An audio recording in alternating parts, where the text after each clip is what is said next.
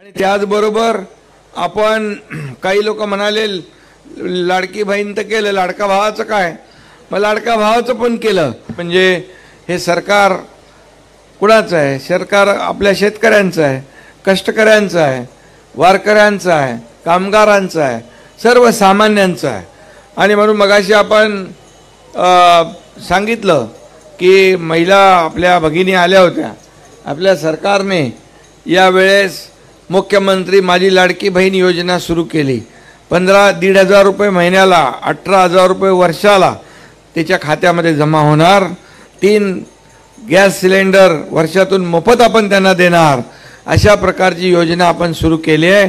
लवकरच माझ्या भगिनींच्या बहिणींच्या खात्यामध्ये पैसे वळते होतील, त्यांना देखील एक हातभार लागेल. आणि त्याचबरोबर आपण काही लोक म्हणाले लाडकी बहीण तर केलं, लाडका भावाचं काय? मग लाडका भावाचं पण केलं. आता जो 12वी झाला आहे त्याला 6,000, डिप्लोमा झाला आहे त्याला 8,000, डिग्री झाला आहे त्याला 10,000 रुपये महिन्याला.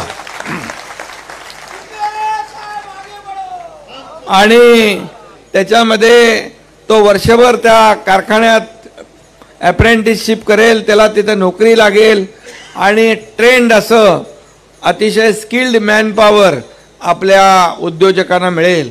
आणि म्हणून ते पैसे जे आहे हे सरकार भरणार आहे अप्रेंटिसशिपचे. इतिहासात पहिल्यांदा अशा प्रकारची योजना आपण सुरू केलेली आहे. लोक म्हणाले काय बेरोजगारी बेरोजगारी, मग त्याच्यावर उपाय आपण हा काढला की का उद्योग जे आहेत, कारखाने आहेत, त्याच्यामध्ये अप्रेंटिसशिप तो करेल आणि त्याचं स्टायपंड जे आहे ते सरकार भरेल. मला आपल्याला सांगायला या ठिकाणी अनेक आपण निर्णय घेतले. शेतकऱ्यांचा 7.5 HP पर्यंत मोटर चालते, त्याचं वीज बिल माफ करून टाकलं. आता चिंता नाही. एकदा रात्री मी चंद्रकांत दादांना 2 वाजता फोन केला. एक मुलगी जिला आपण 50% तिची फी भरत होतो सरकार, परंतु 50% फी सरकार भरत असताना 50% जे उर्वरित आहे ते देखील पालकाला भरण्याची ऐपत नव्हती. म्हणून त्या मुलीने आत्महत्या केली. मला जसं समजलं तसं मी रात्री फोन केला आणि चंद्रकांत दादांना सांगितलं याच्यावर आपल्याला काम करायचं आहे आणि 100% मुलींची फी आपल्याला माफ करायची आहे. ती देखील आपण केली. आणि आता शिक्षणाचा चिंता नाही. उच्च शिक्षण घ्यायचं आहे, कुणाला इंजिनियर व्हायचं आहे, डॉक्टर व्हायचं, कुणाला काय व्हायचं आहे, सरकार त्याचे पैसे भरणार. आणि म्हणून अशा प्रकारच्या योजना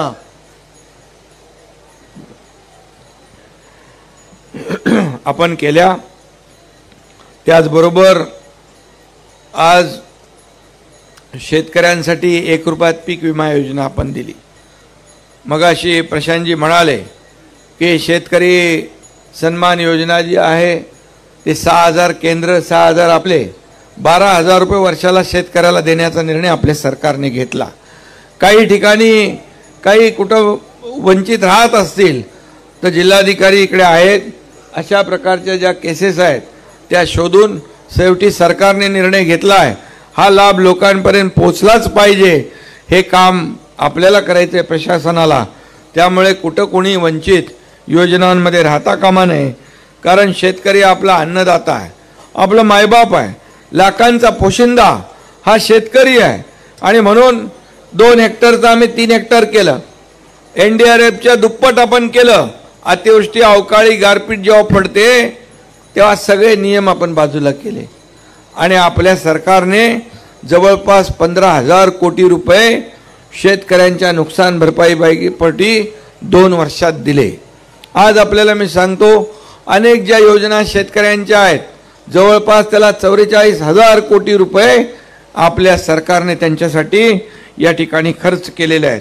आणि म्हणून बळीराजा जो आहे, नेहमी आम्ही कुठेही गेलो तरी एकच मागणं मागतो, आमच्या बळीराजावरचं संकट दूर होऊ दे, चांगला पाऊस पडू दे, चांगली शेती होऊ दे, त्याला समृद्ध होऊ दे, त्याच्या मुलाबाळांना चांगले दिवस येऊ दे.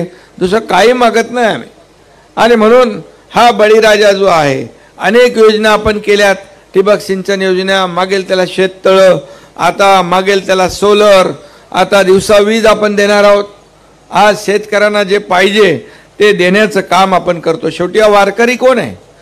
हा पंढरपूरच्या पांडुरंगाचं दर्शन घ्यायला आलेला हाच वारकरी आहे, हा शेतकरीच वारकरी आहे। आणि त्यामुळे सरकार शेतकऱ्यांच्या बाजूचं आहे। आपल्याला एवढंच मी सांगतो। आता इथे बघितलं मगाशी ते डाळिंब दाखवली, समाधान वाटलं, कारण एक प्रगतशील शेतकरी तयार करण्याचं काम अशा प्रकारच्या कृषी प्रदर्शनातून होत असतं। मी त्या ट्रॅक्टरचं उद्घाटन केलं।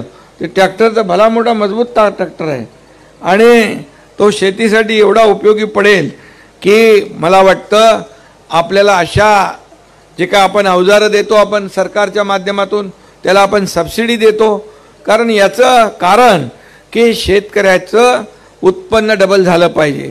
मेहनत जेवढी आपण करतो त्याच्यापेक्षा दुपटीने आपल्याला उत्पन्न मिळालं पाहिजे, यासाठी सरकार अनेक योजना आपल्याकडे आणती आहे। आणि म्हणून मी देखील एका शेतकऱ्याचा मुलगा आहे म्हणून गावाला गेलो की पहिला मी जातो शेतीमध्ये। मग मला म्हणतात हेलिकॉप्टरमधून जाऊन शेती करतो। मग तुम्ही मला सांगा, गाडी चालवत 10 तास चालू गाडी, मग 10 तासात मी किती हजार लोकांची कामं करू शकतो ना। मग पण तिथं गेल्यावर शेतकरी असल्यामुळे शेतातला माझा तिकडे पाय वळतो आणि हातही मातीमध्ये वळतात।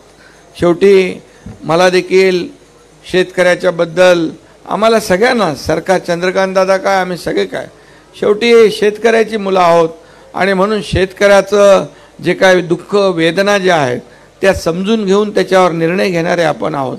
आणि मग शेतकऱ्याला देताना आम्ही कधी हात आकडता घेत नाही। आता सोयाबीन आणि कापूसच्यासाठी आपण 5,000 कोटी ठेवलेत, दुधाला 5 रुपये आपण दिलेत आता वाढवून, आणि त्याचबरोबर आणखी जे केंद्र सरकारशी आम्ही जे काय त्यांच्याशी निगडीत जे प्रश्न आहेत ते देखील आम्ही मोदी साहेबांना आणि अमित शाह साहेबांना सांगणार आहोत की आमच्या महाराष्ट्रामध्ये हे जे काही प्रश्न आहेत हे केंद्र आणि राज्य सरकार मिळून आपल्याला सोडवायला पाहिजे। ते देखील मला विश्वास आहे, कारण केंद्राने नेहमीच आपल्याला मदत केलेली आहे आणि म्हणूनच यापुढे देखील कायम त्या ठिकाणी मदत होईल आणि नक्कीच शेतकऱ्यांचं भलं होईल। बेदाना आपण ह्याच्यामध्ये घातला आपल्या शालेय पोषण आहारामध्ये, कारण पौष्टिक आहे आणि म्हणून पाणी पौष्टिक आहे, मुलांना पौष्टिक अन्न मिळेल, पण माझ्या शेतकऱ्याचं देखील बेदाना त्या ठिकाणी जाईल, त्याची खपत होईल आणि त्यालाही 4 पैसे मिळतील।